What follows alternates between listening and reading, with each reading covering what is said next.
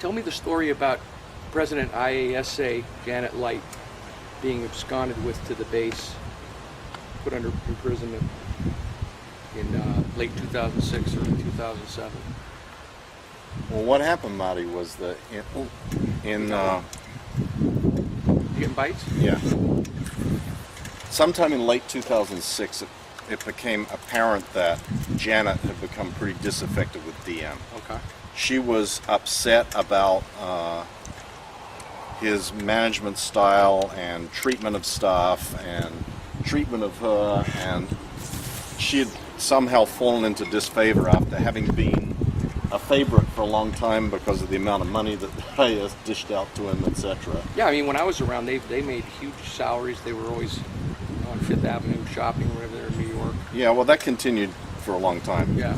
But in any event, even though I was in the hole, I got pulled in by Warren McShane and told that I had to help figure out what they were up to. So there were PIs that were hired, and then back in those days, the cell phones weren't as advanced as they are now, but a cell phone was gotten and it was activated to have you can have GPS tracking on a cell phone. It just comes up on a computer, Right. and shows you where the phone is. Well, the phone was taped to the inside of their car, the trunk of their car. So you improvised a bugging device, basically. Exactly. Tracking device. Exactly, and they were off getting medical treatment and dental treatment, like everything that they could before they left the seaboard. Really? And getting their passports, and Colm, her husband, was getting a driver's license. And So how did Miscavige react to all this? Hey, what do you got? the wall. Oh, one of those rockfish, huh? Yeah, rockfish. And there was a time when Janet kept asking to meet with Miscavige, and he wouldn't meet with her, and then she asked to meet with me because she'd known me forever, and I went down to the HGB and met with her and Colm, and nothing really came of that other than Miscavige being convinced that she was about to take off. So the next thing that happens is a whole bunch of people are like auditioned in the hole for the mission to go get Janet. Yeah. Meaning everybody got pulled in like American Idol to have a little interview to find out whether they were in good enough shape to go down and pluck Janet out of LA and bring her back to the hole. And DM was Simon Cowell. Yeah, exactly. Well, he wasn't there. He was down at ASI, but I can't remember who it was it was sort of Warren was overseeing it. Okay. And then the next thing that happens is all these everybody had to get put in uniforms, and all these uniforms show up. You know, everybody's uniforms gotten out of mothballs because they've been in the hole for I don't know how long, and then depending on how many stripes they had on their sleeve, a whole bunch were added. So everybody had a lot of authority. And there was like a bunch of captains, and anybody that wasn't a captain was a commander suddenly for this out of the hole. And went down got loaded into buses with security guard escorts and went down to ASI. Escorts to watch the people that were going to capture Exactly. her? Okay. And down to ASI, and there's Miscavige there to do the final briefing, and he's there with Monique Yingling. Monique Yingling, the attorney lawyer, who's been around for 20 years and has never taken a Scientology course or an auditing session. That's the one. She's in on the mission briefing to kidnap this woman. That's the one. Wow. So I guess she wasn't extremely forthcoming with the St. Pete Times and CNN when she said that there's absolutely no illegalities or violence or any of the sort, trafficking or anything like that going on. Yeah, I would say Monique has been a little less. Damn it, you got away. A little less than forthcoming in some of these interviews.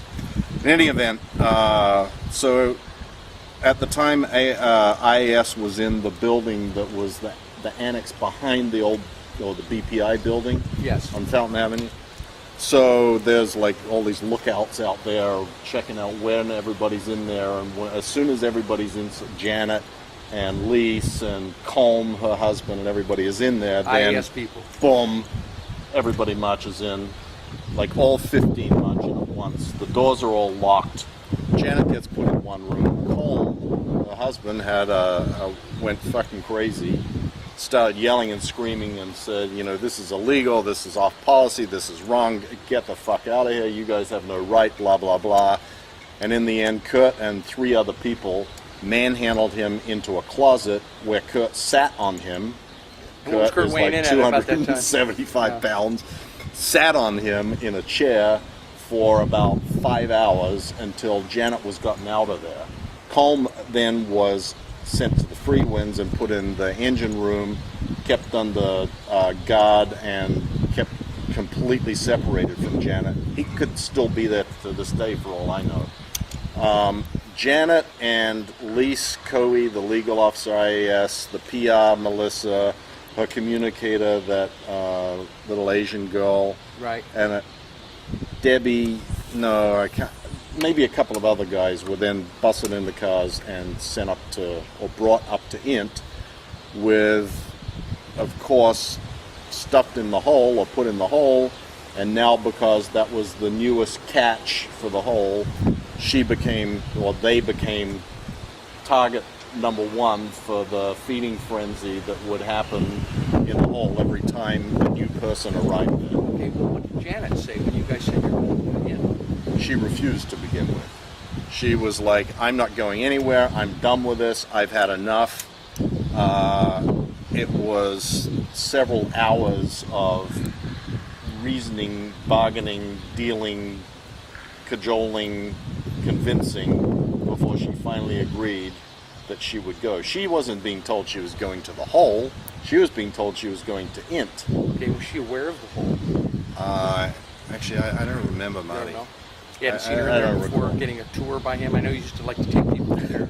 Yeah, I don't remember. Watch the inmates, you know? I don't think that she had been there on a tour. I would suspect that she knew about the hole. Okay. But, you know, because the people who were on the inn with Miscavige knew about the hole. Okay. But I don't know for sure. Well, let me ask you this. Had you guys not physically restrained and imprisoned Colm, do you think there's any chance you would have got her up to him? No. In fact, I'm sure not. Okay.